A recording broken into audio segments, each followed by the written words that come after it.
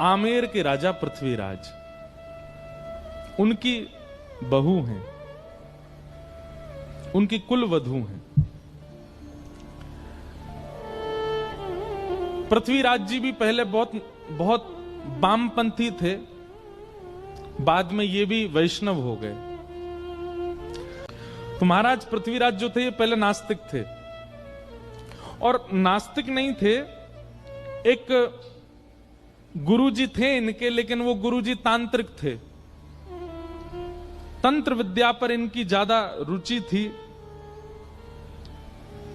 और इनके गुरुजी का नाम था तारानाथ। बहुत ध्यान से सुनना। परंतु इनकी जो पत्नी थी वो वैष्णव थी। प्राचीन काल में राजाओं को एक ही चीज दिखती थी, कैसे भी हमारा जो राज शासन है वो बना रहे, उस पर कोई आक्रमण ना करे, और इस राज शासन की रक्षा के लिए जो दायित्व उठाएगा वो हमारे गुरुजी। सब लोग इधर देखो, बहुत सावधानी से सुनो। मतलब गुरु भी स्वार्थ से ही बनाते थे। तो पृथ्वीराज राजा ने तारानाथ जी को अपना गुरु बनाया, लेकिन उनकी पत्नी वो वैष्णव थी। उनके गुरुजी थे कृष्णदास पेहारी जी। तो पत्नी तो थी वैष्णव, लेकिन श्री पृथ्वीराज जी महाराज जो थे वो तांत्रिक गुरुजी के चेला थे। कभी बलि चढ़वाते थे उनसे, कभी आधी रात बुलवा करके भिन्न भिन्न प्रकार के हवन करवाते थे, कभी कुछ करवाते कभी कुछ करवाते। और पृथ्वीराज का तांत्रिक विद्या से राज शासन बचा भी हुआ था। उसको और विश्वास हो गया अपने गुरुजी में। अपने गुरुजी से रोज कहते थे, गुरुजी आप मेरे घर कभी प्रसाद पाने आओ। तो तारानाथ कहते, तुम्हारी पत्नी जो है ना वो वैष्णव है, और वैष्णवों का हाथ का खाने से हमारी जो विद्या है वो नष्ट हो जाती है, इसलिए तुम्हारे घर का भोजन मैं नहीं करूंगा। पहले अपनी पत्नी से कहो मुझसे दीक्षा लेवे, मेरी चेली बने, तब मैं आऊंगा घर पे। अब तो घर में पहले कोई विवाद नहीं था, लेकिन अब विवाद होने लगा। क्यों? पृथ्वीराज जी आते और अपनी पत्नी से रोज लड़ते, तुम्हारी वजह से गुरुजी घर नहीं आ रहे हैं, तुम वैष्णव हो, तुम ठाकुर जी की सेवा करती हो, तुम्हारे गुरुजी कृष्णदास पेहारी जी इसलिए गुरुजी नहीं आते, तुम्हारी वजह से हमारा घर जो है गुरुजी के चरणों से नहीं अंकित हो पाया। अब पत्नी कहे मुझे आपके गुरुजी से कोई दिक्कत नहीं, आप किन्हीं को भी भजो, लेकिन अब मैं एक बार दीक्षा ग्रहण कर चुकी, मैं वैष्णव परंपरा में आ चुकी, मैं कैसे त्याग दूं?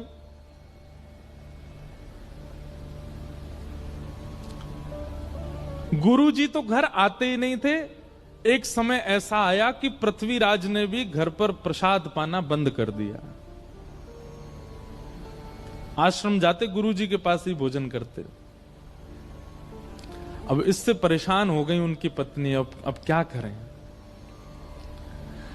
तब एक दिन कृष्णदास पेहारी जी के दर्शन करने के लिए पत्नी गई, और उन्होंने जाके चरणों में निवेदन किया, गुरुजी मुझे कोई दिक्कत नहीं कि मेरे पति के गुरुदेव अलग, पर उनकी वजह से घर में ये सब होता है, वो मुझे जबरदस्ती कहते हैं इनसे दीक्षा लो, आप कुछ कृपा करो।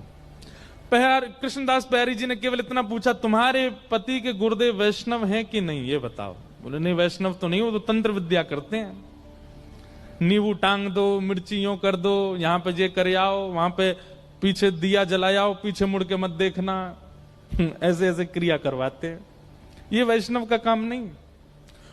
तो कृष्णदास पेहारी जी बोले तुम्हारे पतिदेव के गुरुजी वैष्णव नहीं है? बोले वैष्णव तो नहीं है, वो तो ये सब क्रियाकलाप करवाते हैं। बोले रुको हम देखते हैं उनको जाके। और यहां पेहारी जी अपना कमंडल लेकर के और पहुंच गए। आमेर से थोड़ी दूरी पर ही तारानाथ की आश्रम था। वो आश्रम के द्वार के बिल्कुल बाहर जाकर के कृष्णदास पेहारी जी बैठ गए, अपना चिमटा गाड़ दिया, धूना लगा करके वो बैठ के वहीं अपना भजन करने लगे। भीतर जाकर के किसी ने हल्ला किया, बोले बाहर द्वार पर एक महात्मा बैठ गया, आकर के हवन आदि कर रहा है। तो एक तारानाथ जी ने ऊपर से देखा तो देख करके बोले इसको हटाने का प्रयास करो, इसको यहां से हटाओ, कहीं ऐसा तो नहीं है अपने भक्ति प्रभाव से हमारी तंत्र विद्याओं को नष्ट कर रहा हो। सब लोगों ने जाकर के प्रयास किया, लेकिन कृष्णदास बिहारी जी को कोई हटा नहीं पाया। तब तारानाथ ने सोचा इनको तो मैं हटाऊंगा। तो उसने क्या किया, अपनी तंत्र विद्या से शेर का रूप धारण किया, और शेर का रूप धारण, उसको लगा ये डर के मारे भाग जाएंगे। शेर बन करके जैसे ही आया कृष्णदास बिहारी जी के पास, दहाड़ने लगा सामने खड़ा होकर के। कृष्णदास बिहारी जी बोले, हो तो तुम गधे और बन के शेर आए हो। कमंडल से जल हाथ में लिया और भजन के प्रताप से उस पर डाल दिया। बोले जो तुम्हारा स्वभाव है तुम वैसे बन जाओ। और वो शेर से गधा ही बन गए, और गधा बन करके महाराज भागे भागे भागे दूर जाकर के कहीं गधा के झुंडन में खड़े हो गए। पृथ्वीराज राजा का नित्य का नियम था कि वो रोज अपने गुरुजी को प्रणाम करने जाते थे। आज जैसे ही गाजे बाजे दल बल के साथ में गुरुदेव को प्रणाम करने के लिए आए,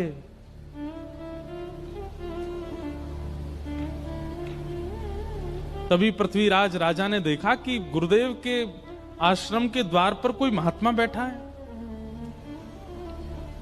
और मंदिर के जितने और संत थे वे सबरे हाथ जोड़ करके रो रहे हैं सामने बैठ के। पृथ्वीराज अपने घोड़े से उतरे, बोले कि क्या हुआ, और ये महात्मा कौन है, गुरुजी कहां हैं? बोले हमारे गुरुजी शेर बन के आए थे इनको डराने के लिए, पर इन्होंने कुछ कर दिया, गुरुजी मिल नहीं रहे, पता नहीं कहां चले गए। पृथ्वीराज रोने लगा, गुरु के प्रति बड़ी निष्ठा थी उनकी। बोले भगवान मेरे गुरुदेव कहां हैं? तो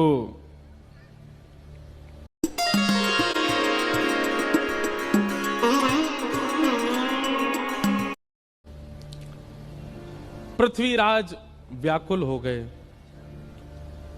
और व्याकुल होकर के श्री कृष्णदास बिहारी जी से पूछने लगे कि महाराज मेरे गुरुजी कहां हैं, ये बताओ।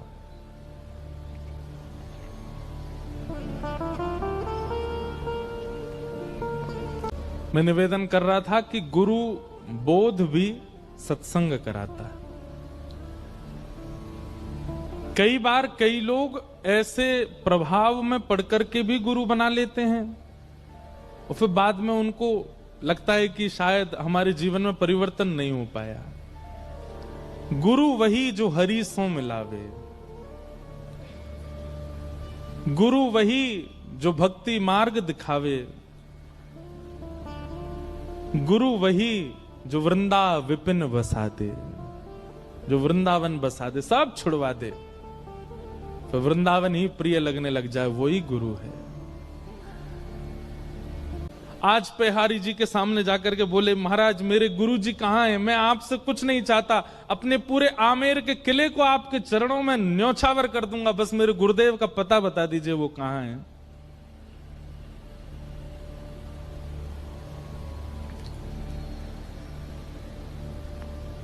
पहरदास जी बोले तुम्हारे गुरुजी अब गधा बन गए हैं। पृथ्वीराज सुनकर के पहले तो गुस्सा हो गया, बोले ये क्या बोल रहे हैं आप? बोले हम सत्य बोल रहे हैं, ढूंढ लो, नहीं तो तुम तो राजा हो, पूरी सेना लगा के ढूंढ लो, तुम्हारे गुरुजी मिल जाएं तो। पृथ्वीराज ने यही किया, पूरी सेना लगा दी, 3 दिन निकल गए लेकिन गुरुजी नहीं मिले। अंत में आके बोले बताइए ना कहां? बोले हम तुम्हें बता रहे हैं तुम्हारे गुरुजी गधा बन गए। तो बोले गधा बन के भी तो कहीं गए होंगे। बोले गधाओं के झुंड में जाके ढूंढो, मिल जाएंगे। बोले पता कैसे लगेगा? हाँ ये हमारे गुरुजी हैं। तो तुम्हारे गुरुजी क्या करते थे? कानन में कुंडल पहनते थे, पैरों में कड़ूला, हाथ में कड़ूला पहनते थे। बोले हाँ जो 4 कड़ूला वाले कान में कुंडल वाला गधा हो वही तुम्हारे गुरुजी हैं, जाओ ले आओ। पृथ्वीराज गया, गधों की खोज करने लगा। तभी एक दूर गधा बैठा था, नेत्रों से आंसू गिर रहे थे, उसके कानों में कुंडल थे, हाथों में कड़ूला। पृथ्वीराज गिर गया, जय हो गुरुदेव, मेरे गुरुदेव मिल गए। लेकर के बिहारी जी के पास आया। बोले ये आपने क्या कर दिया मेरे को? बोले देखो हम तुम्हारी नेत्र खोलना चाहते हैं। ये तंत्र विद्या में पड़े हुए और दुनिया भर के इन सब कार्यों में पड़े हुए ये गुरु नहीं हो सकते हैं। गुरु वही जो हरि सो मिलावे। क्षमा कीजिए, एक तो आपकी भी गलती है, आपकी नहीं मतलब हम तो पूरी दुनिया को ही कह रहे हैं, गलती है कि हम गुरु से भी केवल अपनी जिज्ञासाएं ही क्यों पूछते हैं। हमारे घर में सब सुखी हो जाए, सब अच्छा हो जाए, यही याचना क्यों करते हैं? कभी ये क्यों नहीं कहते कि चलिए भले ही हमारे घर में सब कलेश हैं, हमारे घर में सब व्यथित है, हमारे काम नहीं बनते, पर ये सब छोड़िए, ये बताइए हरि कब मिलेंगे, ठाकुर जी कब मिलेंगे?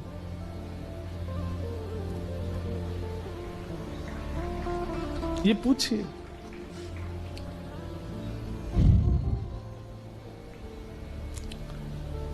बिहारी जी ने कहा तुम्हारे गुरुजी तंत्र विद्या बहुत जानते थे, इनसे कह दो अपने आप अपने रूप में आ जाएं। तो गधे को पकड़ के अब पृथ्वीराज कह रहे गुरुजी आप आ जाइए अपने रूप में, दिखा दीजिए इनको। गुरुजी सिर हिलाने लगे, बोले मैं नहीं आ पा रहा हूं। तो बिहारी जी के चरणों में कहा कि मेरे गुरुदेव को पुनः आप मानव बना दीजिए, मैं वचन देता हूं मैं आपका शिष्य हो जाऊंगा, मैं वैष्णव हो जाऊंगा, पूर्ण वैष्णव हो जाऊंगा। तब बिहारी जी ने कमंडल से जल लेकर के छिड़का और तारानाथ अपने पूर्व रूप में व्यवस्थित हो गए।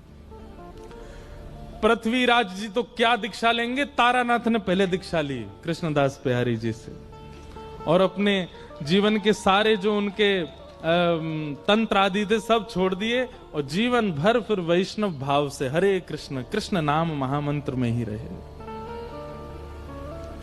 और यह देख करके पृथ्वीराज राजा ने भी उनसे दीक्षा ली। अब घर में मानो जैसे ठाकुर जी किलोल करने लगे, क्योंकि पत्नी भी वैष्णव है और पृथ्वीराज भी वैष्णव है और श्री कृष्णदास बिहारी जी उनके गुरु हैं।